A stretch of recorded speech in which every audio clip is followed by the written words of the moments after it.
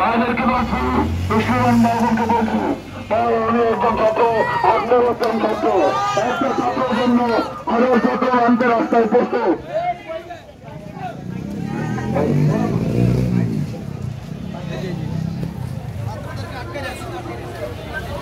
তাই অনুরোধ করে বাড্ডা থানা চলে আসেন, সবাই বাড্ডা থানা আসেন।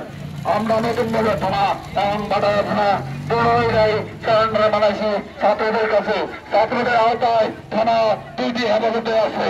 আমরা বাড্ডা থানা হেফাজতে রাখবো। আমরা থানায় কোনো আক্রমণ করবো না। আমরা শুধু পুলিশ ভাইদেরকে বলছি, আপনারা সারেন্ডার মানুন। সারা বিশ্বের পুলিশ এবং সেনাবাহিনী বিজিবি সবাই ছাত্রদের কাছে আত্মদান করছে। আপনি আত্মসমর্পণ করুন। অভিভাবকদের কাছে বিশেষ অনুরোধ জানাবো, আমাদের এখনো কিছু স্টুডেন্ট বাড্ডা থানার ভিতরে আটকা আছে এবং হামলাকারীরা ওই পথে খুঁড়ি করে যাচ্ছে।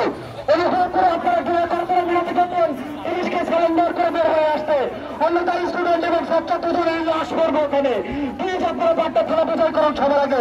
এরপরে অ্যাকচুয়ালি আমরা বিজয় মিছিল নিয়ে শাহবাগের উদ্দেশ্যে রওনা দেবো ইনশাল্লাহ। আমরা থানায় কোনো আক্রমণ চালাবো না। আমরা শুধু পুলিশ ভাইদেরকে বলছি, আপনারা ছাত্রদের উপরে কোনো ক্ষেত্রে হয়ে গুলি চালাবেন না।